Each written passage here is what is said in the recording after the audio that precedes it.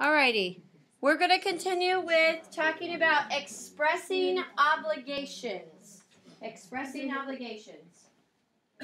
Okay, and we're going to use the two phrases IK and tener K. IK and tener K. Scroll down. Okay, we have two different phrases that we can use if we want to show that somebody has to do something. If the first one is more of an impersonal phrase. If you want to keep out the specific subject, you just want to say it very vaguely. We're going to use IK plus an infinitive. Okay, so if we wanted to say one must or one has to, okay, one must study for chemistry. Or one has to arrive early if they want to get a good seat. So I'm not saying who has to do it specifically. I'm just keeping it general and saying that somebody must do it. But if I want to keep it, if I want to make it personal and be specific of who has to do something, I'm going to use the phrase tener K plus the infinitive. And it's important to remember that because I have a subject, I have to conjugate tener. Whereas before with IK, I is already conjugated, so I don't have to conjugate it or do anything with it. But tener, we have to conjugate. So if I wanted to say, we have to study, I'm going to use the we form of tener, which is, can we tell me what the we form of tener is?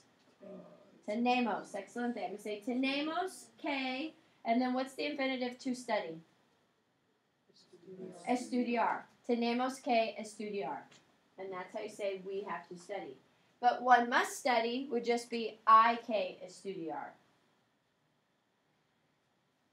And just remember that infinitive is not conjugated. It's just the base form of the verb. You have to run. Well, I said you, so that's a subject. So we're going to use tienes. Tienes que, and then the infinitive to run is correr. So tienes que correr.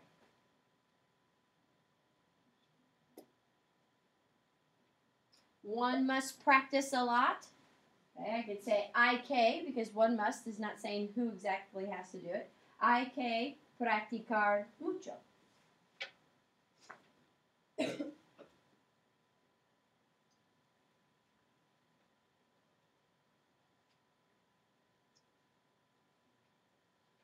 Any questions on that?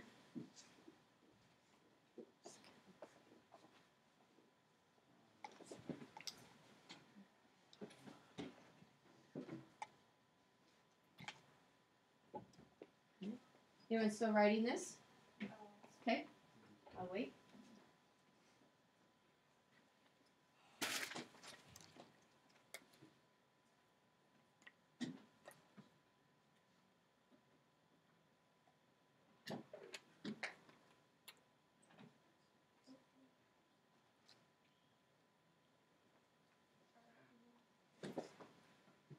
Everybody good? Nope, still a couple people typing. I'll wait, no problem. Mrs. Jesser, Yes? in notability, how do you put the things in the subject? We can go over that later on, like on your main screen. Yeah. I can help you with that later. I'll turn on my iPad and show you.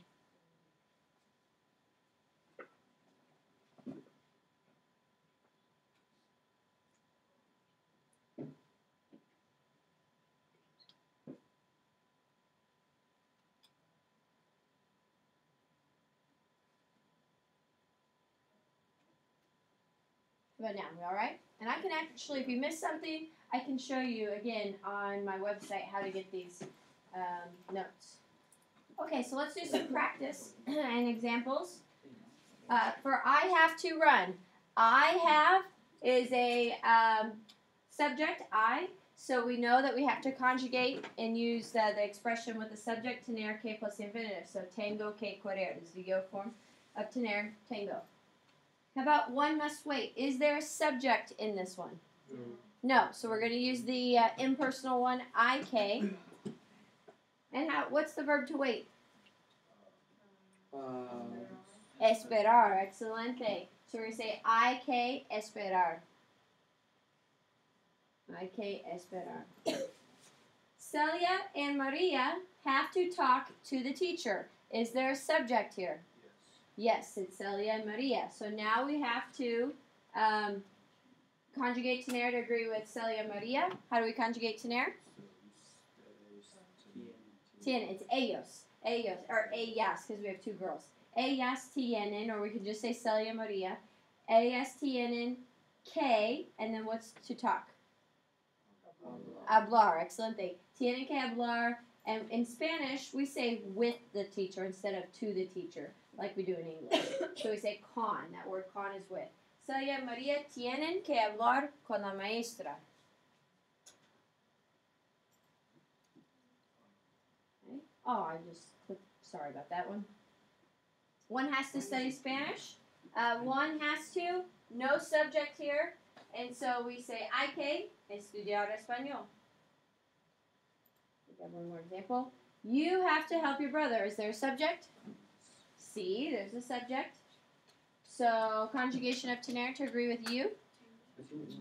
That's I, is tengo. Tienes. Tienes. Two tienes. What comes after tienes? What comes between ayudar and tienes? Que, excelente. Tienes que ayudar a tu hermano. If you notice, I have that word a there, and that's what we call personal and we're going to be looking at this later on, but I just wanted to point it out. Anytime you do an action, like helping your brother, to a person, so we're helping your brother, doing the action of helping to a person, so you have to have an a there after the verb. That's just a little grammar side note. Okay? Okay, and that's all we're going to talk about for today on that. I will show you how to download the notes from my website.